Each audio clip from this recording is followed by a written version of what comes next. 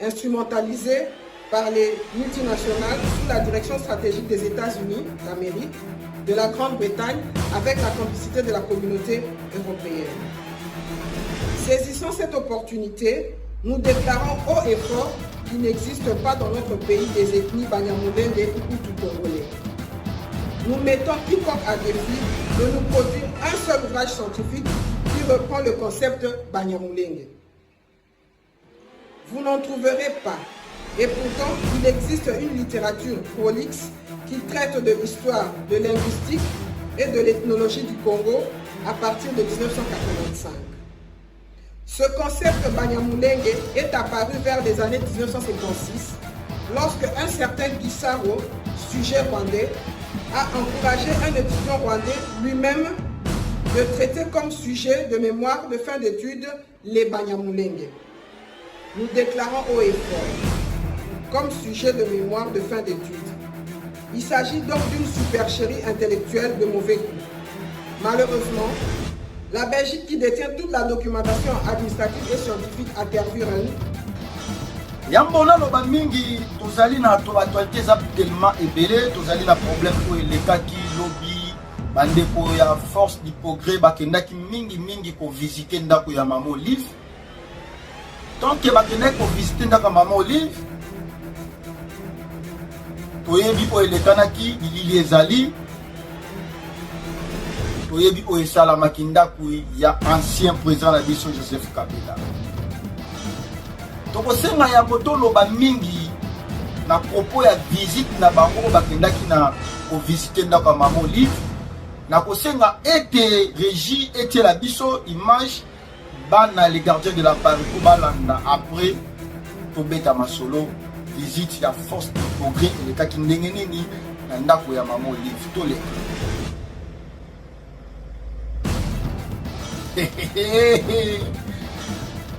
Ndenge nalobaka lokola bomesana na nga kaka boye nasekaka soki naza na posa ya koseka natangaka kanda mpe nazalaka na posa ya kotanga kanda nakosenga na bana mama Kongo bomeka komesana na ngai o balobaka ete bakolo balobaka ete o balobaka mbwa swi mbwa ezolekela ngai nga mpe ezolekela ngai. Soki tozongi lisusu mwa nsima na maloba ya Augustin Kabuya alobaka na biso ete Kabila atali amoni parti oyo ezali crédible, parti oyo ekoki ezali IDPS nde yango azwaka mboka apesaki na maboko ya IDPS. Sikoyo botuna ngai moto nzambe bango mibale bazobundela nini?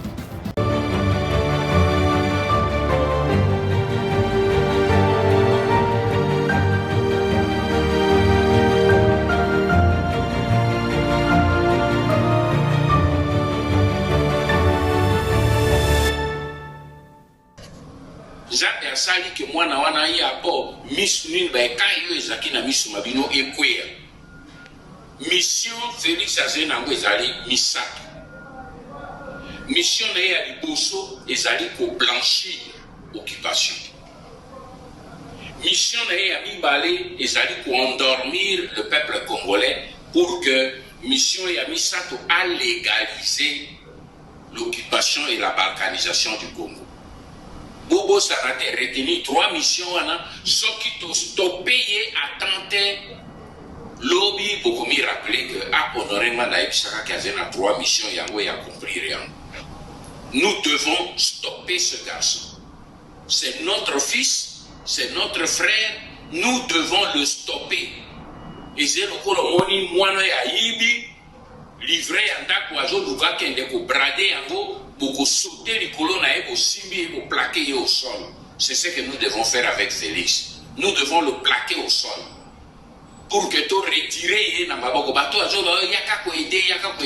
maintenant, j'espère que ce langage-là va disparaître.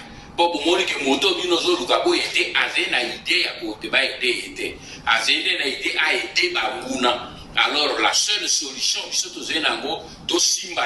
plaquer au sol. Communiqué de la PARECO à l'occasion de la commémoration du génocide congolais. Depuis l'an 1988, la date du 2 août marque désormais de manière indélébile la mémoire collective du peuple congolais, et ce, suite à l'occupation barbare et meurtrière de notre territoire national par les forces obscurantistes venues des pays voisins, notamment le Rwanda et l'Ouganda. Conséquemment à cette situation particulièrement sanglante, qui a entraîné plus de morts que lors de la Première Guerre mondiale, un néologisme a vu le jour pour caractériser cet épisode dramatique de notre histoire. C'est alors que l'on parle de génocauste, pour singulariser le génocide congolais, c'est-à-dire motivé par le gain, d'où le mot anglais cost, qui veut dire coût, prix. C'est un secret de polichinelle qui circule depuis des lustres que les deux minuscules pays agresseurs de la République démocratique du Congo ne sont en réalité que des garçons de course instrumentalisés par les multinationales sous la direction stratégique des États-Unis d'Amérique, de la Grande-Bretagne, avec la complicité de la communauté européenne. Saisissant cette opportunité, nous déclarons haut et fort qu'il n'existe pas dans notre pays des ethnies Banyamulenge ou Hutu congolais.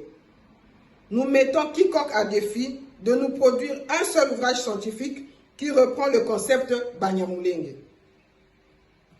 Vous n'en trouverez pas, et pourtant il existe une littérature prolixe qui traite de l'histoire, de linguistique et de l'ethnologie du Congo à partir de 1985. Ce concept Banyamulenge est apparu vers les années 1976 lorsque un certain Gisaro, sujet rwandais, a encouragé un étudiant rwandais lui-même de traiter comme sujet de mémoire de fin d'études les Banyamulenge. Nous déclarons haut et fort, comme sujet de mémoire de fin d'études. Il s'agit donc d'une supercherie intellectuelle de mauvais goût. Malheureusement, la Belgique, qui détient toute la documentation administrative et scientifique à Tervuren, est elle-même complice et refuse ainsi de se prononcer officiellement.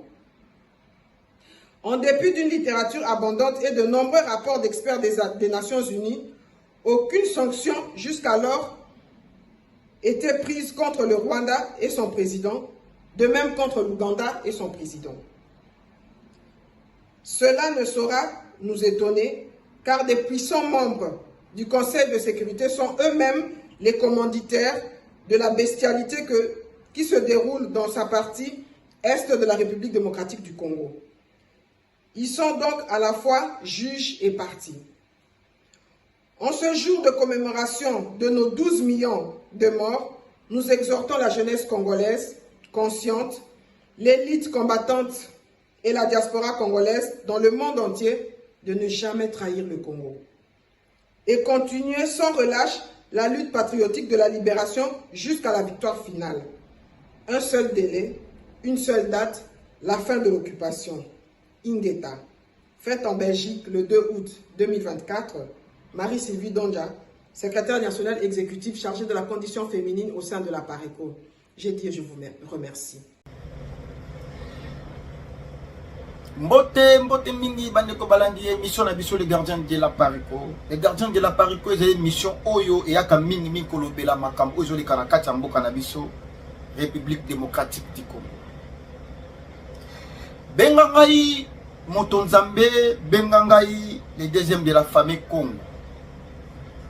Bengangai na kombonyo solingi oyo tout ekopesa lokumu pona bana pona mboka ya Congo. Yambona banda vraiment masoro na biso alelo on a memeli bana mama Congo. Na kosenga na moto nyonso akokutana na libaku ya vidéo oyo omeka ko s'abonner pe omeka ko liker omeka ko partager. Soki osungi biso surtout na côté à ko partager émission okopesa biso pifo nguya vidéo na biso etambola partout ekota na ndako ya moto moko na moko.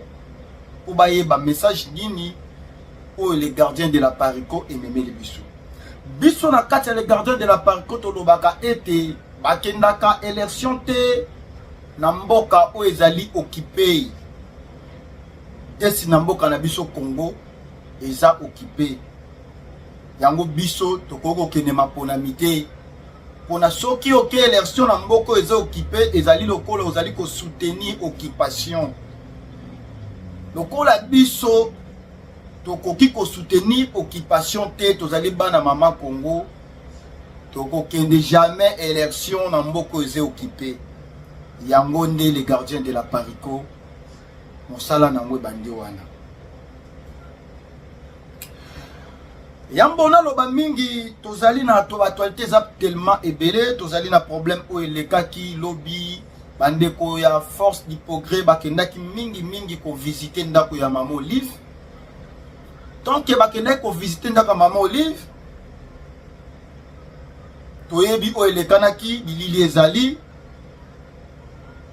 toyebi o esalamaki ndako ya ancien président na biso Joseph Kabila. Tokosenga yango toloba mingi na propos ya visite na bango o bakendaki na ko visiter ndako ya Mama Olive. Na kosenga ete régie ete la biso image bana les gardiens de la Parico balanda après tobeta masolo visite la force du progrès et le kaki ndenge nini na ndako ya Mama Olive toleka. M'éliminer physiquement ici. Ils étaient un nombre de combien? Bon, je ne sais pas estimer ils étaient un nombre de combien, mais ils étaient très nombreux. Les images, les quelques images qui ont été prises vers la fin, quand ils ont commencé à les maîtriser. Mais sinon, ils sont venus très nombreux. Il y a quelques images qui pourront témoigner de cette attaque.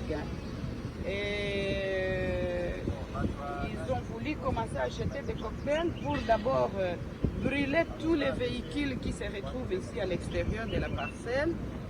Et puis, avec intention de forcer le portail pour rentrer jusqu'à l'intérieur de la résidence.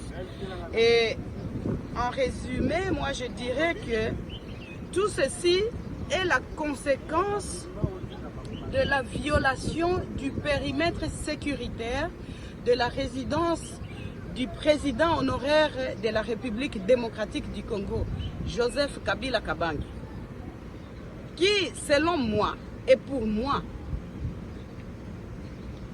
est et restera le père de la démocratie de ce beau et grand pays, la République démocratique du Congo.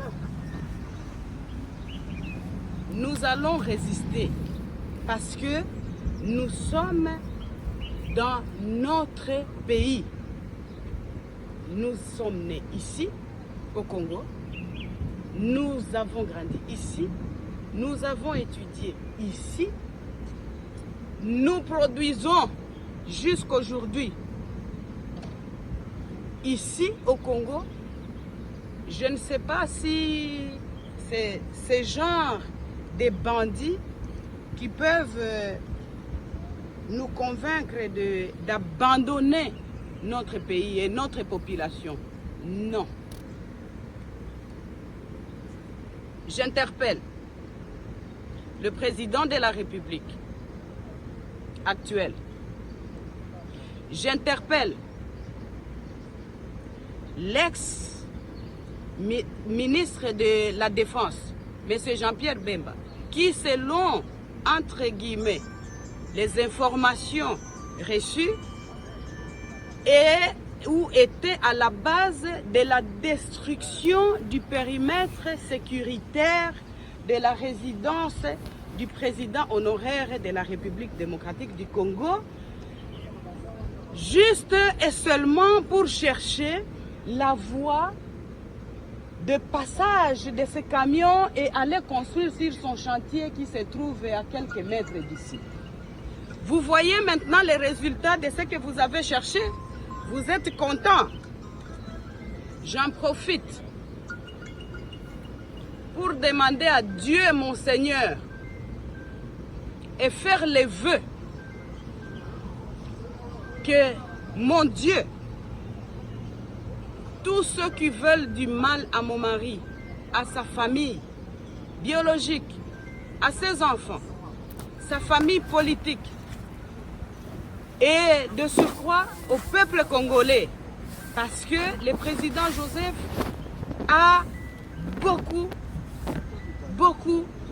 de gens qui espèrent en lui, Je vous demande, Seigneur, dans votre justice, de vous en occuper.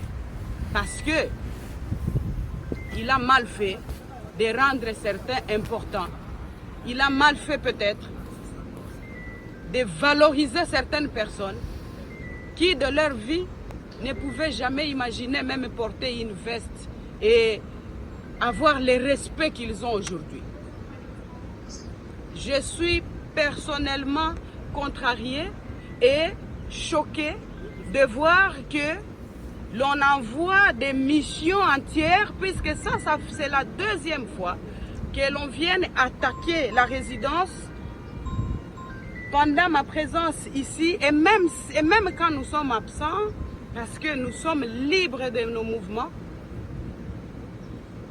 La deuxième fois qu'on vient attaquer, je suis là, pour, soi-disant, la mission de m'éliminer physiquement.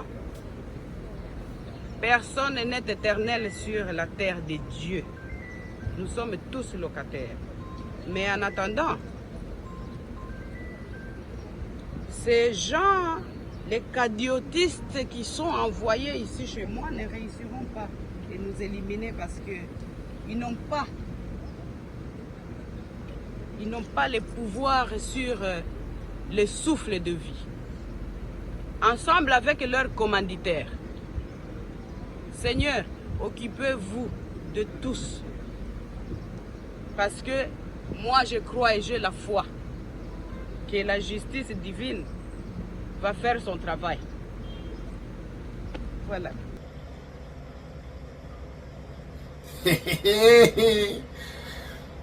Ndenge na lobaka lokola bomesano.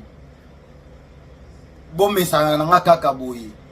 Na sekaka soki naza na posa ya koseka. Natanga kanda pe nazaka na posa ya kokanga kanda.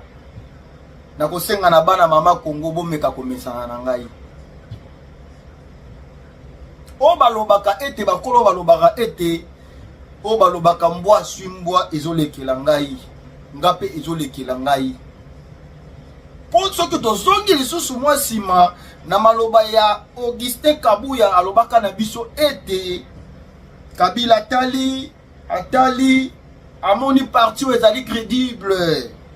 Parti o ekoki ezali IDPS nde yango azwaka mboka pesaki na maboko ya IDPS. Siko botuna ngai moto nzambe. Bango mibale bazobundela nini? Bango mibale baweli nini? Yango na eko limbola bino lisese oyo ya Augustin Kabuya lobaki bana mama Kongo bo comprendre ki yango bien te. Moto nzamba eko faire comprendre bino moto nzamba eko limbola yango penza na kimia nyoso na bwanya nyoso bolanda ngai bien. Benga ngai le deuxième de la famille Congo. Omoni Kabila atali amoni parti eza crédible ezali IDPS. Na projet ya Empire Imatuti, na kati ya projet ya Empire Imatuti bazali na projet te ya koboto la biso mabele pe ya ko diriger biso. Na kati ya projet wana ezalaki il fallait préparer yango déjà bandakala. Il fallait Kabila nenga yaki biso moko toyebi ndenge azolaki pouvoir. Kabila azalaki mokonzi ya silence banda ta molaye ya pouvoir na ye. Kabila azalaki malin. Na silence wana asali presque 80% ya Empire Imatuti akokisi ba idée na bango ba projet na bango o ezali ya ko panza mboka na biso ya ko boto la biso mboka. Kabila akokisaki yango plus de 80%. Mais mon source banda qui pour na eko matina 100% ezali ko simbate pour peuple congolais malgré ba problème o bango batela biso division o ba meka ko diviser biso mais peuple congolais akokaka ko céder mabele na yete peuple congolais zalaka toujours ini na mabele. lokola il faut sikoyo baluka moyen nini bakolalisa peuple congolais. Ba diaspora ya mayele bayaki ko comprendre makambo naza koyebisa bino na minute oyo ba comprendre ki yango basenga ki ete musique ekangama. Yango soko tali na 3 missions oyo papa na biso Honoré Ngwanda alobaki molimo na ye pe manakimia ezali parmi makambo oyo nazoloba na bino sikoyo bofongola matoyi bolanda bien benga papa benga mama dites amen. Soko sepe na maloba nazoloba siko pona na avancer dites amen. Dites amen pona avancer.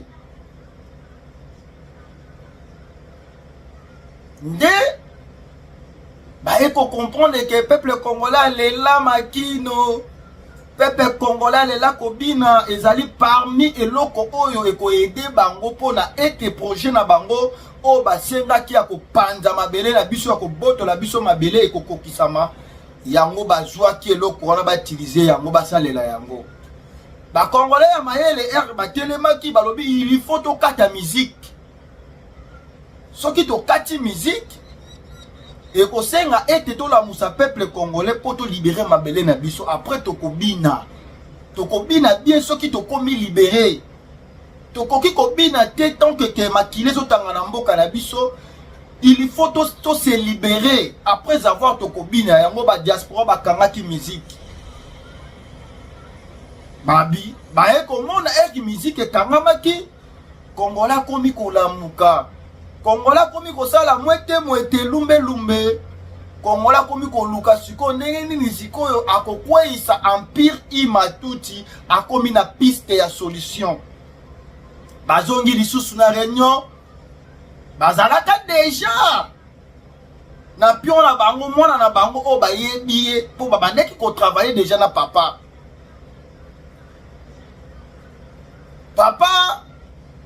akokaki kosala kopi wana te papa azalaki makasi na distraction te papa na biso Etienne azalaki na mwana na ye moko o azalaki mokonzi ya distraction mpona IDPS ezali parti basé na distraction bande ko distraire peuple congolais tout le temps IDPS abimisaka kangaka bato apesaka bato na nationalité ezalaki moyen ya ko distraire peuple congolais tout le temps peuple IDPS apesaka bokosala bokobima na marche après lobby akoyesa bino bola la pongia ba bébé ezalaki façon ya distraction mosala ya IDPS o ba créelaka IDPS yango wana il fallait ezala distraction wana siko na kati ya bobesano lokola baza bakonzi ya distraction pour comprendre que ezalaki na baye ko comprendre que ezali na mwana moko ya IDPS alula distraction bokomona que avana na Belgique tamolaye atikala ko tanga classe ya malunga te soki bolandi origine bokomona que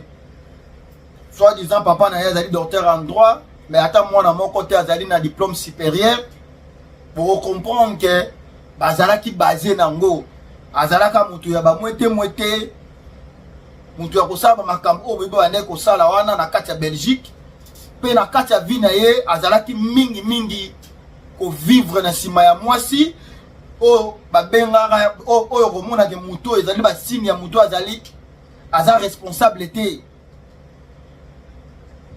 yango mona kike Kabila atali nani oyo akosimba distraction bien nani oyo ekosimba pona to réussir kopi na biso pona peuple congolais zonga la kati ya distraction na ye atali amoni ezali na parti moko parti obemo pesanga mena bien parti obemo moko oyo kokomemela peuple congolais distraction ezali parti ya IDPS yango Kabuya alobaki ete Kabila atali façon Kabuya alobaki ezali la façon te ke bato bayebi politique non Kabila yebi déjà IDPS très bien IDPS ayebi politique te IDPS ezali parti oyo batiaki yango na Congo pona kolalisa peuple congolais Kabila yebaki yango déjà pona ezali déjà ke na kati ya empire imatuti bayebi yango pona empire imatuti azali mwana ba occident oyo bamindele oyo bakani ete bapanza Congo bayebi parti wana mondele muta formaka parti ya IDPS parti ya distraction pour la kolalisa peuple congolais Yango ba Kabila ba expliquer qui yango comprendre que parti ou les aller partir à distraction. Yango moni Kabila tali Fayulu ko simbate. Ce qui vont comprendre que bon mona que Fayulu ba sangana ki ensemble na IDPS. Pourquoi IDPS a retiré qui signature? Pour les gens qui parti ou les gens qui déjà koponama. Ba c'est que yo koto kuna ko kenete. Yo faisant la mission na faut distraire peuple congolais. Yango bazwaki Kabila tala poni parti ou les allés partir à distraction, ils allaient IDPS. Les mamans, les grands partis à distraction, c'est IDPS. Yango appelle ça qui va au pouvoir. Et si comme ça là IDPS c'est bandit na mboka na biso pour na komeme la biso distraction, pepona ko panza Congo. Pour na koteka mboka ya Congo, to expliquer yango bien. Nazo mona so do utiliser ba mot français mingi peuple congolais ba misusu bazo yo ka bien te. Pour na ko panza Congo. Yango foko to lobela yango penza na lingala pena. Yango il faut na ye ko la pena lingala ya solo penza. Pour ko meka ko manyola, ko meka ko expliquer peuple congolais, ko faire comprendre peuple congolais na ndenge ya kati, ko timbisa peuple congolais na esprit. Faut peuple congolais timba en esprit. Projet Empire Imatouche Banaka la Bouboula on dirait ba Rwandais ba yakaka série ya Kabila de père non. Ba Rwandais ba bana ko kota série ya ba Belge. Siko tala mosala ni mo kondia distraction e bandi era bandi mosala na ye. Eloko nini oya sali ya kosala akiti seli biso Kagame na kati mboka na biso. Eza injure. Pe à côté si peuple congolais alors qu'on a maquillé distraction à côté si peuple congolais quand distraction ayembi si peuple congolais yonani oboya Kagame oya bomisi bande kona biso na este Kagame oba tout ici ba maman na biso na maboka Kagame oba violé bana 18 mois Kagame oa tangisi makila na este ya mboka na biso Kagame oa tuti ba mama na biso na maboka mais eloko oyo IDPS sali Kongola kobosa na ngote na mutu na ye Kongola kitisi crédibilité et IDPS a kitisi crédibilité ba Congolais to yemeli moto oyo azali le grand assassin du monde moto azali assassin moto wazo boma biso to betelie maboko to yembeliye na sima ya IDPS viva omoni viva ici que memi peuple memi biso peuple congolais omoni likola viva oyo koyambisa biso ndoki to yambi ndoki to beteli ndoki maboko IDPS atiki lisusu bongo te. Est-ce boyeba ke o ezali deuxième génocide na biso? Premier génocide ezali ba belge ba kata ba koko na biso maboko likola caoutchouc. Mais à IDPS a memeli biso roi de belge na kati ya Congo. Moto oya boma ba koko na biso likola caoutchouc na biso moko.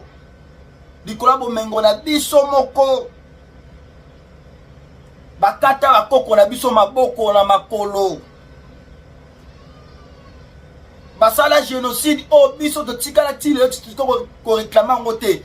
Rwanda azo ko kende ko ganga na sima ya babindele ke bango bazali leka na génocide. Biso to leka na génocide ko leka Rwanda. Biso to boma ba Rwanda te. Batangela biso kote nini? Ba Congolais ba boma ba Rwanda. Congolais tikala ko boma Rwanda te. Congolais tika kokota guerre na kati ya Rwanda te.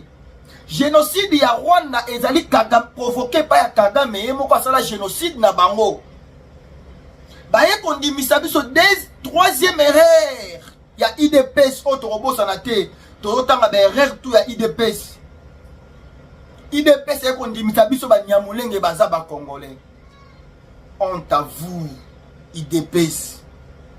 IDPS 37 ans d'élite. Oh, bino bosala ki yango yo. IDPS bino bosala peuple congolais boy.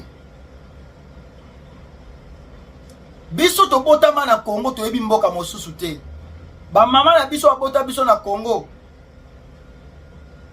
Toyebi ba koko na biso. Biso to sola na ba koko na biso. Ba koko na biso ba sola na ba parents na bango. Batika ko yebisa bango te ke ba nyamulenge baza ba congolais.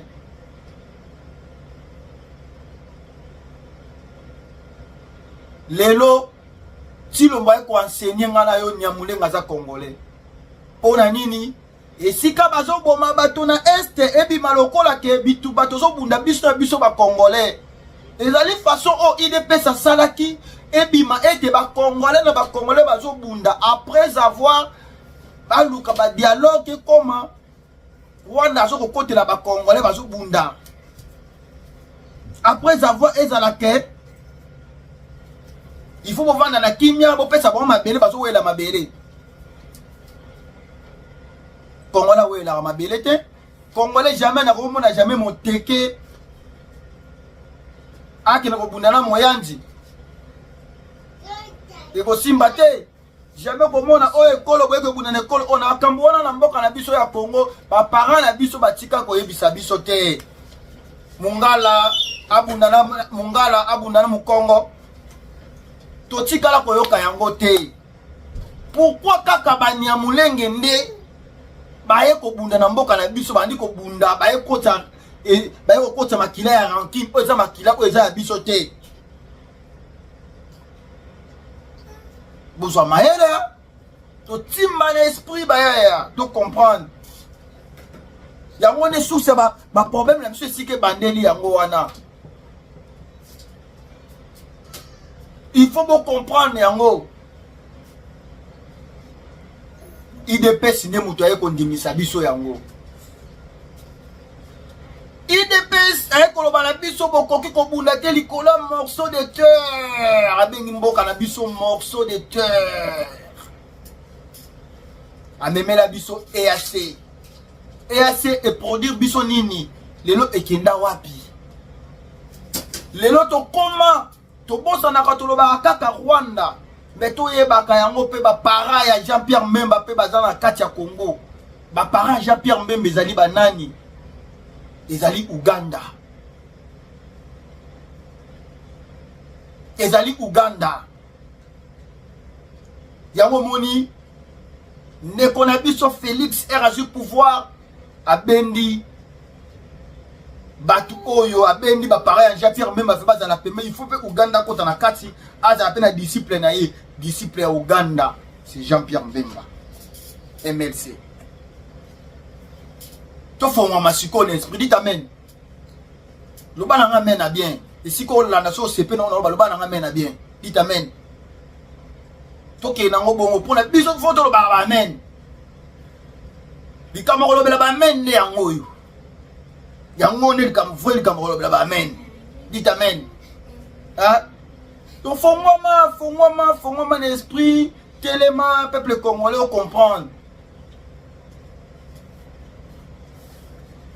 Alors baki na biso awake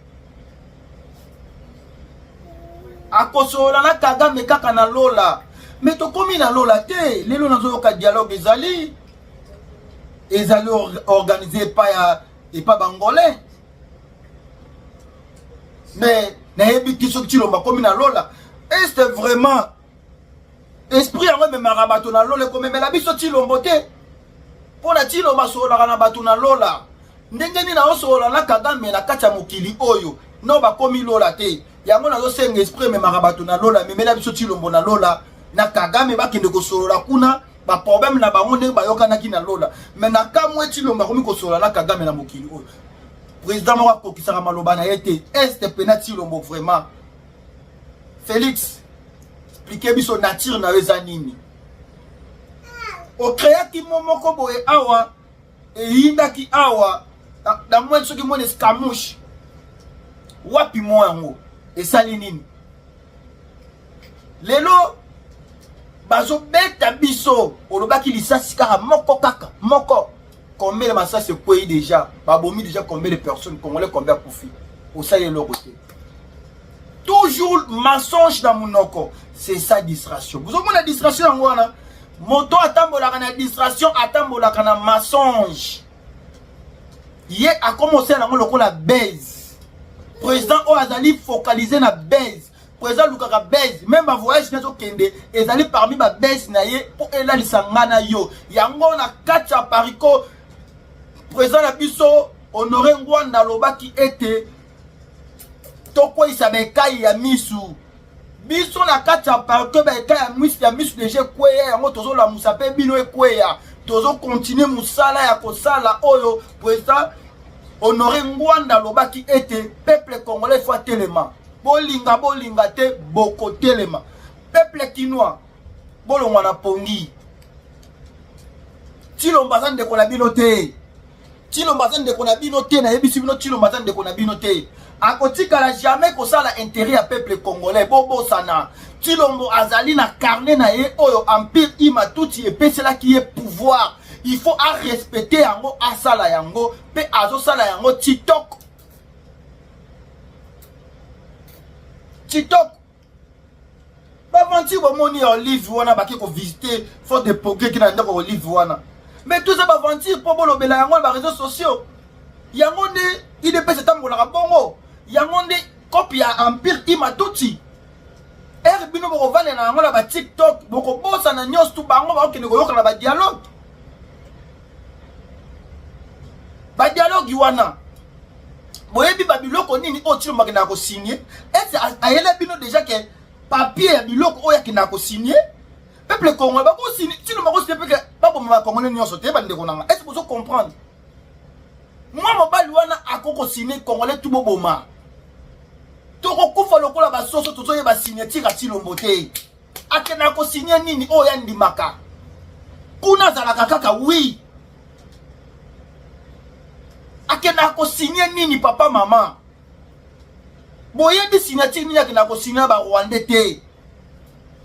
Yo kansi Kagame nenga senga ki ba loba solola. Yo Kagame azazoba akotika ke wi tilombo na yo kana tilombo sili. Azana ba biloko o ya ko obligé tilombo ndima yango. Soki Kagame ya ndimi yeba ke biloko o nini tilombo pesi Kabila Kagame bo yeba te.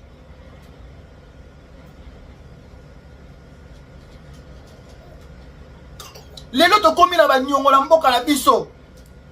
Ba nyongo o bozo kenda ko defa kawana. Eloko nini esala kati ya mboka na biso. Ba nyongo o tilo makotisi mboka na biso. Eloko ni ya malonga o a construire. Nzela ni na malonga o a construire. Mai ni na pesi peuple congolais. Peuple congolais ozanga mai ya komela. Courant ni na pesi peuple congolais. Mais peuple Kinshasa ozo comprendre te. Tilo maseli bino nini na 5 ans na ye uti koleka. Hein? Tilombo asali nini na 5 ans na uti koleka. Bozo continuer kozalaka na Tilombo uti ke na tête ya pays na biso. Donc bozo soutenir Tilombo asili sa biso to sila biso nyonso peuple congolais. Rwanda za zo bate. Ko buleti ke Rwanda ndenga za na soki azwi mabele wana bo tika zwa akotika Kinshasa. Soka tiki Kinshasa ebi ke Kinshasa mtoko bundisa elobi. Omoni voisin soki akomi koluka ni atayo. Akolinga te ko tiko l'espace, te tiko l'espace yo ko ni ataye. Rwanda na minute oyo akomi na plan OS yo senga atsili sango na suka. Po ayebi soka raté Congo obeta ye. Siko bino bakakisasa boye bakayango. Mbapango bozo vanda. Na somba le pango na Congo. Nazala mapango na ngana Congo, nazala ba faire na ngana Congo. Bravo. Bravo. Beaucoup de l'amboka te bravo. Beaucoup de monde un jour comme à Rwandais. Au monde Rwandais, so PC ma bela muke. Au PC madame ma bela PC à Lukaso Bakisa. Rwanda Bakisaka. Soto pesa que 50 km et bas à Roluka par sous 50. Soko azisu a comme na 100 à Roluka par sous 50. À force on a bongo. Bazo sala bino peuple qui sont baza ko sekle bino malem ba ko fina bino na katikati. Mapa on a bino ko comme ba Rwandais. Lebo ni meke gombe ko ma diriger pas ba Rwandais. Mais na kati gouvernement na bino ba Rwandais bazaliti. Est-ce que vous comprenez? Gisaro wana so Gisaro azanani. Ba bizi makara bazali. Bazo surveiller bino. Bazo contrôler bino. Même ba verser ba nga ba pesa no ba verser eux. Pour nous diminuer bino, pour que la mouquette. et ba otika la muke ba dimne force zo sila bo bunda banani apo ba komisi bino bana misala apo ba détruire bino yo kasi Rwanda on tika bino les to ko telemi te Rwanda tika bino les ese nga biso to telema to zana le pele ta yango to bi makata distraction pe ba musicien congolais na ko lobela bino avant na kata na komi na suka na kata video na ngai bon continuer ko accompagner Empire Imatuti o bo sala bozo ko accompagner Empire Imatuti photo bana bino vérité ba fali ba jibe mpiana ba weranson bino nyonso na ba Mike Kalambai ba Moïse Mbiye ba conseil o bo beta ko laisse peuple congolais pongi wana pona kwa mitama be Paul Boro ba to vana non to beta non conseil to mboka so na problème makile tanga yo soi disant oye maka musique religieuse mboka na zo tanga makila hein baba bondo bango yo na bazo boma bande ko na plateau de bateke kuna bazo sasa biso ya ko sasa ni musicien mo ni mzemo ka lobela rango biso to ba batute bino bo l'équipe biso na nini donc bino boza ba congolais te biso to ba frère congolais pona biso to lo ba bino bo bango ba pona nini yo kasi biso to na poso va na Congo te to na poso ya na Congo mais mboka na biso foto koma mboka za la l'aise boye barango o bo trahir congolais bino ba musicien boye ba congolais pas trahir bino un jour boye ba musique na mboka na ebeta malisusu te un jour congolais na ko lamuka congolais no zaka kizengi te okufa kizengi te oza naïfité na vie no mobima jamais congolais ko lamuka mais boye barango trahison o bo trahir peuple congolais pas trahir bino Boko ma musique na Congo pona libela bocha na mutu na bino musique okufa pona libela na Congo. Oh toi c'est peine émission nga partager o liker to kozonga lisu na sima to za besoin de partager émission et comme partout bo liker yango to kozonga sima ingeta